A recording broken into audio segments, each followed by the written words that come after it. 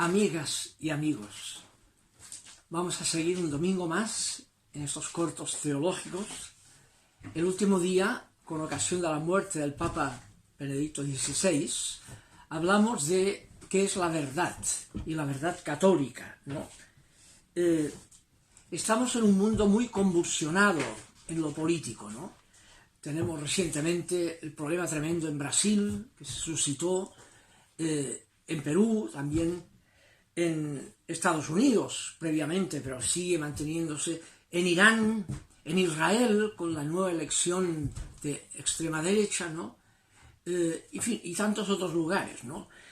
Y está ahí presente el enfrentamiento entre dos perspectivas, una que podríamos llamar de el tradicionalismo, ¿no? Formas de buscar políticamente elementos tradicionales o considerados como tradición, ¿no? Y el progresismo, que a veces se llama, ¿no? El avance en la historia, ¿ya? Que tiene que ver con la doble perspectiva de la verdad deductiva, desde una idea innata, como una tradición que hay que aplicarla simplemente sin tocarla, ¿no?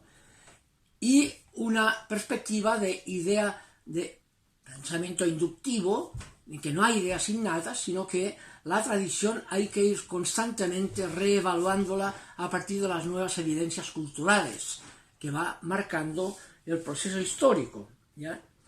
En el nivel político, el punto de referencia para que la sociedad que tiene perspectivas tradicionalistas y progresistas siempre presentes, ¿no?, en pugna, para que tenga cierto nivel de acuerdo, hay lo que llamamos las constituciones, ¿no?, compartidas, cuando han sido realmente compartidas por todo el pueblo que está involucrado, no impuestas desde fuera por un grupo. Cuando son compartidas, son las buenas constituciones, el resultado de acuerdos de toda la gente que está involucrada, ¿no? Entonces la Constitución es el punto de referencia fundamental para superar los desencuentros entre tradicionalismos y progresismos, ¿ya? El tema de la Constitución. Lo contrario produciría anarquía, luchas de poder, en que siempre está a volverse quién se impondrá a costa del otro, no quién es más fiel a la Constitución. La anarquía, lo que estamos viendo hoy en Brasil, en Estados Unidos, grupos anárquicos, o quizá en Perú y en otros lugares, ¿no? Ahora, a esa anarquía es a lo que temía el Papa Benedicto XVI cuando él criticaba el relativismo. Relativismo entendido que todo es relativo a la voluntad de poder de cada grupo, ¿ya? Y el que tiene más poder, de hecho, impone su perspectiva a costa de la tradición y de los demás, ¿no? A costa de la Constitución, diríamos en política, ¿no? Es el temor que, si fuera así, es un temor válido, ¿no? El temor a no aceptar el fundamento constitucional.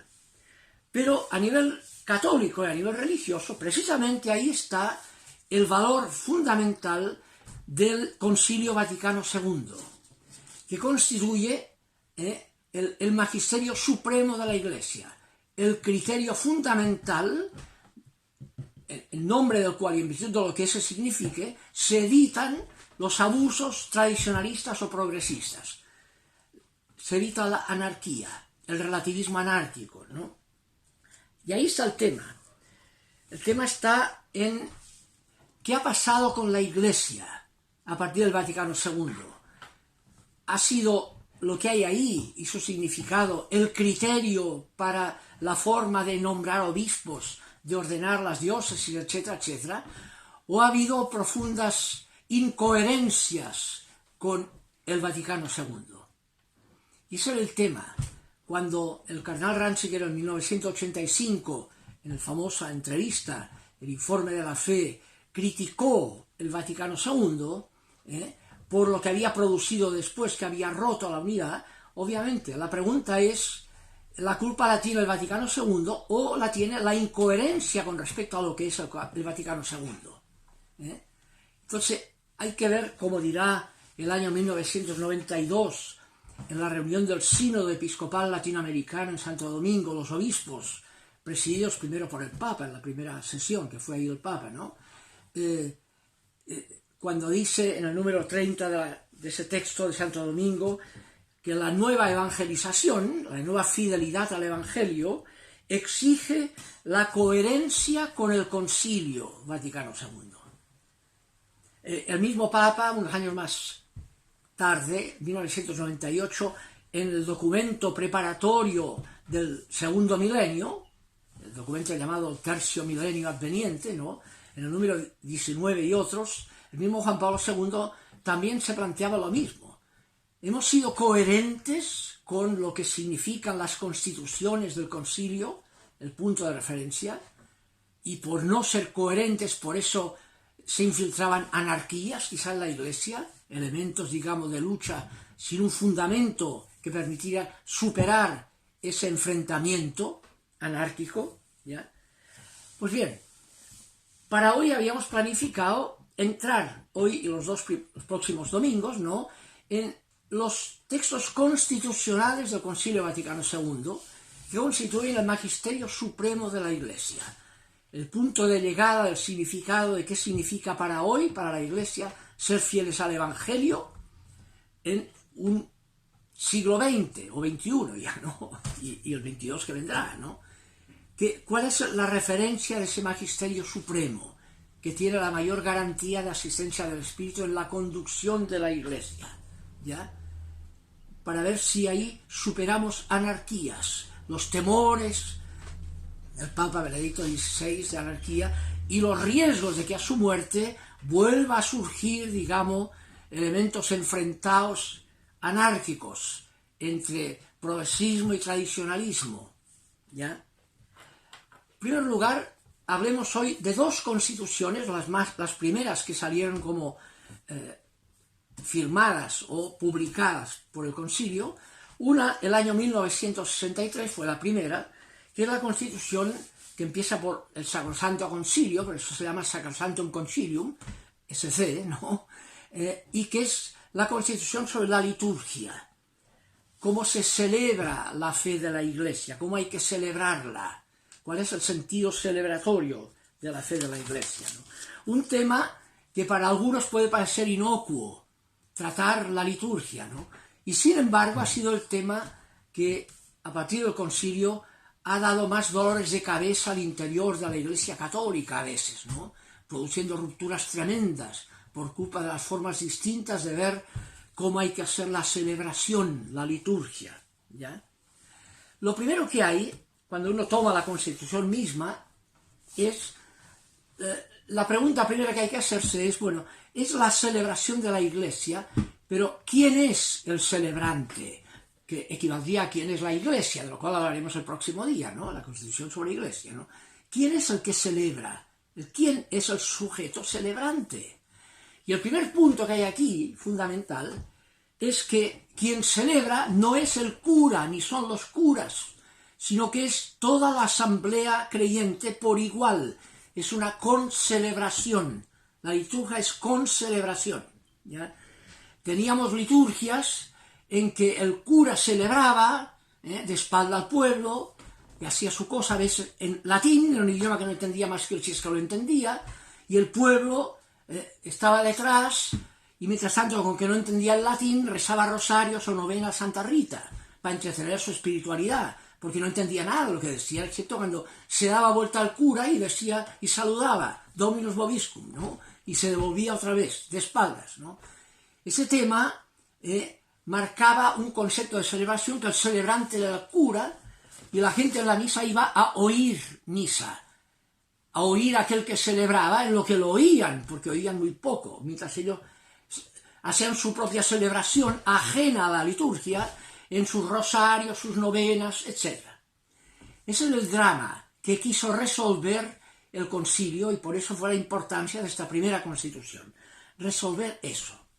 Y por tanto, la afirmación primera es que el celebrante es toda la asamblea, no es el cura quien celebra, es el sujeto de la celebración, toda la asamblea. A veces mayoritariamente mujeres más encima, ¿no? Mayoritariamente las celebrantes son mujeres más que hombres en la asamblea. El número 14 de la Constitución sobre liturgia dirá: mucho desea la Madre Iglesia que se lleve a todos los fieles a aquella participación plena, consciente y activa en las celebraciones litúrgicas que exige la naturaleza de la liturgia misma y a la cual tiene derecho y obligación, en virtud del bautismo, el pueblo cristiano. ¿Ya? Número 14, ¿no? La participación. El criterio fundamental de esta Constitución es la participación. Todo el pueblo participa por igual, aunque haya funciones distintas, es concelebrante en la liturgia, en todos los actos litúrgicos. Obviamente el principal, que es la misa. Somos concelebrantes. No son los que oyen misa, son los que van a concelebrar la misa con la asamblea total, donde hay funciones distintas, ¿no? Que pueden variar. Y eso variará y hará que de repente es planteable que el principal celebrante, el que preside la concelebración, que sea un cura o pueda ser un laico o una laica, y se quiere darle más la vertiente de la tradición sacerdotal ordenada, que pueda ser una laica constituida o consagrada como sacerdote ordenado. Está planteado. Forma parte del pueblo de Dios, de los bautizados, mujeres y hombres por igual, el acceso a la celebración, a ser sujeto celebrante de la liturgia. A veces se practica ya en algunos casos, el caso del bautismo, el caso del matrimonio, pero el tema es que está abierta la asamblea a ser concelebrante de toda celebración litúrgica, ¿ya? Y eso, la participación de toda la asamblea, marca el cómo también de la celebración. Porque claro, si es toda la asamblea, no puede ser que esa celebración, la asamblea mayoritariamente no entienda lo que está celebrando, por culpa del idioma en que se hace, el latín, o lo que sea, ¿no? Y que además que dé la impresión en la celebración que la asamblea está de espaldas a la celebración, que solo celebra el cura en su propia, ¿ya? Y entonces marcará problemas, y que en esa celebración es importante el canto de la asamblea, y por tanto que sea un canto que pueda cantarlo toda la asamblea, y no en un idioma y un canto del cual la asamblea no conoce, que es muy lindo como el canto gregoriano, pero no es como canta la asamblea y lo que es capaz de hacer la asamblea, y por tanto de esa manera el pueblo no podrá participar realmente. Será un concepto, pero no será una realidad. Obviamente esto, aunque venía ya, hay mucha gente en ese momento del concilio, algunos obispos sobre todo, presididos sobre todo por dos nombres, el cardenal Ottaviani y sobre todo el obispo Lefebvre, francés, ¿no? Que estaban contra toda innovación en cuanto al sujeto y a la forma de celebrar la liturgia, y querían mantener el latín como idioma litúrgico obligatorio para todos, ¿ya? La forma de celebrar de espaldas al pueblo, con el celebrante sacerdotal consagrado y no del pueblo, Y además un tema importante también era el que a la comunión solo el celebrante podía tocarlo y comulgar con sus manos, el pueblo tenía que recibirlo con la boca y arrodillado, ojalá. El tema de esas diferencias entre concelebrantes marcaba que algunos se escandalizaban de que pudiera superarse esa forma diferenciada, que tenía que ver con el poder clerical, el tener la exclusiva en la celebración, y que el pueblo solo diga amén, da mucho poder. Y cuando esa celebración además tiende a darse un carácter mágico del rito, la pretensión de que el rito, por la capacidad, el poder que tiene el sacerdote, solo él puede hacer que se dé la gracia por mediación de ese rito, ¿ya? Y se hace automáticamente, es el poder que tiene el sacerdote, eso le da mucho poder. Si yo lo hago, llega la gracia; si yo no quiero, no te llega la gracia. Si yo te absuelvo, tienes la gracia; si no te absuelvo, está en mi poder salvarte o perderte. Eso da mucho poder. Ese tema entra en crisis por la intuición de que no podía ser, era demasiado sospechoso de narcisismo, demasiado funcional a abusos de poder. Ese tema marcó fuertemente la importancia de repensar quién es el sujeto de celebración y, por tanto, cómo hay que celebrarlo. Inicialmente eso costó. El mismo documento hace algunas concesiones a ese concepto de la participación, de que el pueblo de Dios es el que concelebra, pero es unas concesiones pequeñas, porque en lo fundamental plantea mantener la tradición, no se toca. Por ejemplo, el número 30 dice, para promover la participación activa se fomentarán las aclamaciones del pueblo, las respuestas, las salmodias, las antífonas, los cantos y también las acciones o gestos y posturas corporales. Y guárdese además a su debido tiempo un silencio sagrado. Pero eso que dice el número 30 lo concreta en el número 36 diciendo: guárdese el uso de la lengua latina en los ritos latinos, salvo derecho particular. ¿Ya? En otras partes de la liturgia se le podrá dar mayor cabida al pueblo ante todas las lecturas y moniciones, en algunas oraciones y cantos, conforme a las normas acerca de esta materia, etc. Pero se mantiene el latín. La traducción del texto latino a la lengua vernácula que debe usarse en la liturgia, la lengua vernácula, esa traducción del texto latino, que es lo que ha de usarse en la liturgia, debe ser aprobada su traducción por la competente autoridad eclesiástica territorial antes mencionada. Pone muchos frenos a esa participación, las consecuencias que implica del cómo hay que celebrarla para que pueda ser realmente participada, ¿ya? Ahora, con que el concepto fuerte es el de participación, ¿ya?, de toda la asamblea, de todo el pueblo de Dios, en su sacerdocio bautismal, entonces eso marcará que muy rápidamente, al año 70 ya, se superó y hay un decreto, después del concilio, ya, de no hacer ya la liturgia en latín, poderla hacer ya, hacerla en las lenguas de cada gente. Primero, la lengua vernácula en lugar del latín. Segundo, que se haga de cara al pueblo, de que si sigue habiendo uno que preside la asamblea, sea con el pueblo y de cara al pueblo, no a espaldas del pueblo. Y por tanto cambiando el altar puesto en medio de la gente, etcétera, aunque sea en altares barrocos, esté de espaldas, ¿no? Implicó cambios arquitectónicos incluso eso, ¿no? Para hacer el cómo de la participación implicaba una cierta forma de organizar el lugar donde se celebraba, ¿ya? Y también la comunión en la mano, que puedan todos los fieles comulgar, recibir la comunión y compartirla en su mano como el sacerdote, no diferente de él. Y comulgar llevándose con su propia mano la hostia a la boca, ¿ya? Esos cambios profundos, significativos, ¿no?, son aplicación, aunque el concilio no lo dice, hay un frenazo. El año 70, debido al concepto fuerte de participación de toda la asamblea, marcará que hará esos cambios.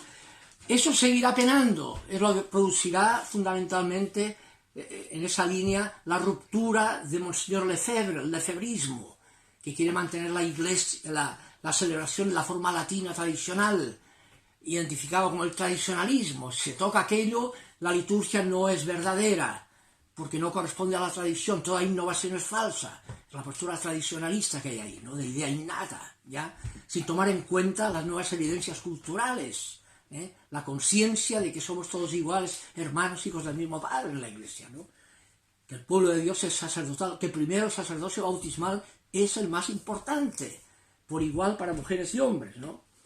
Ese es el tema. Lo mismo pasó con la música.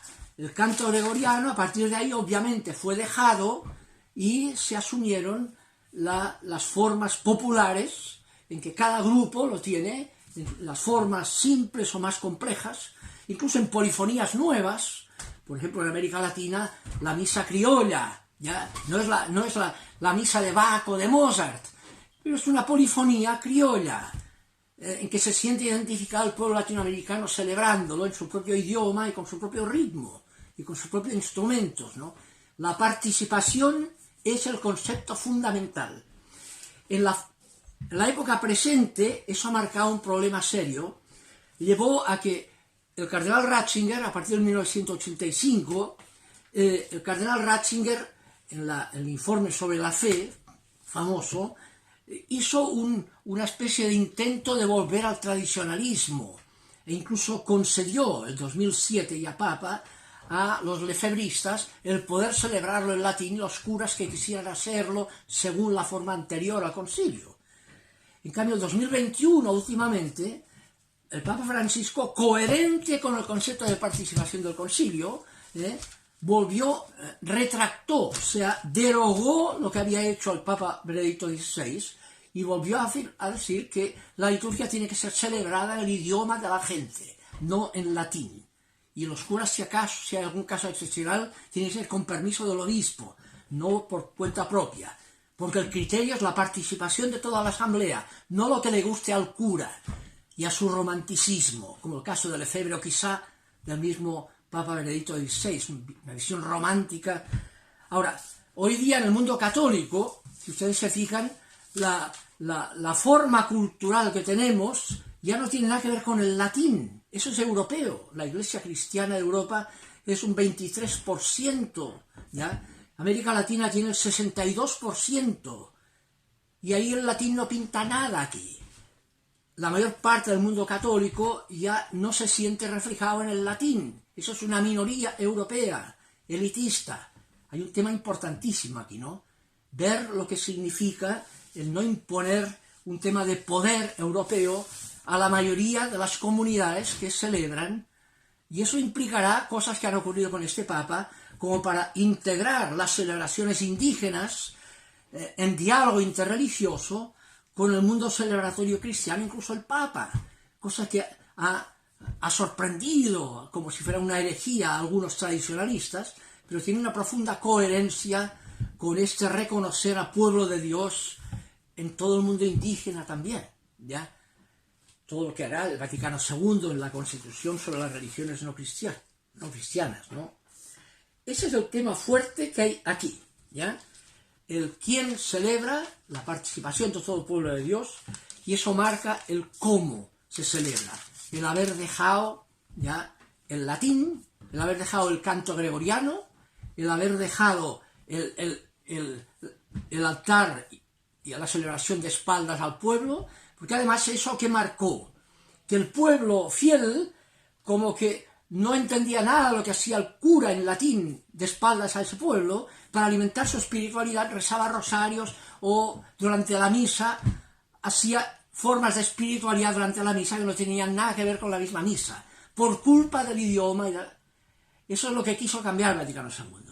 Hay que abrir la liturgia a que la misma liturgia sea participada por todo el pueblo y no tenga necesidad de buscar subterfugios ajenos a la liturgia para poder participar de una forma suya, popular, diferente a la que estaba celebrando litúrgicamente.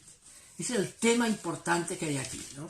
Y el segundo aspecto tiene que ver con la Constitución Dei Verbum, que fue publicada en el año 1964, sobre cómo hay que entender la palabra de Dios. Era un tema que venía de lejos, desde Lutero, que había quedado con la sola escritura como idea innata, desde la cual había rechazado todas las formas de tradición que no correspondían a la letra de la escritura, ¿no? Pero después de eso, el Concilio de Trento no asumió lo que implicaba el reto y mantuvo el latín, y eso explica, digamos, el tradicionalismo católico y las dificultades que siguieron hasta el Concilio Vaticano II, por culpa de algo que ya podía haberlo hecho el Concilio de Trento, dejar el latín. Y el latín no era conocido por la gente, ¿ya? Fíjense que, por tanto, el latín no es lo que marca la idea innata.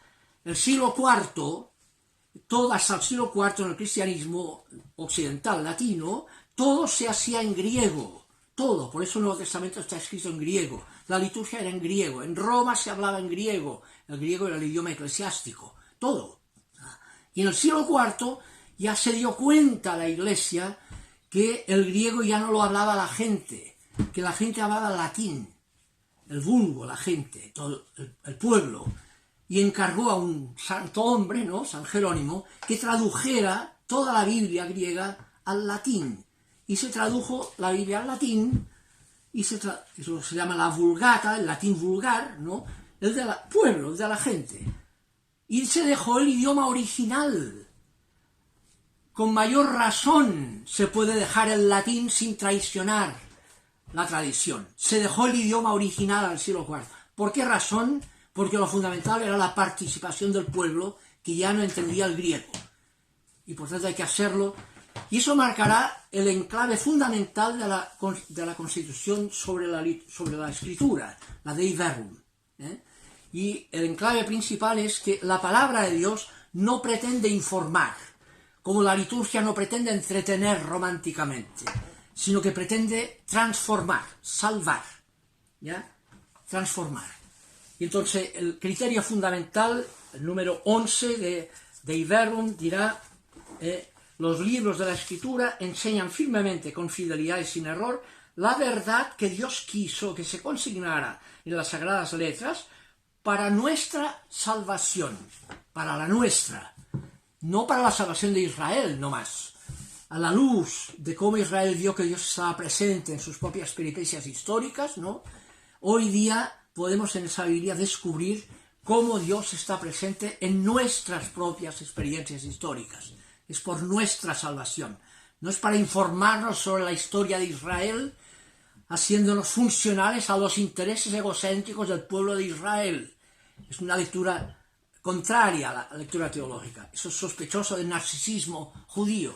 No, es por nuestra salvación. Y eso marcará en su llegada a América Latina la importancia que tuvieron en las comunidades de base, la formación bíblica popular.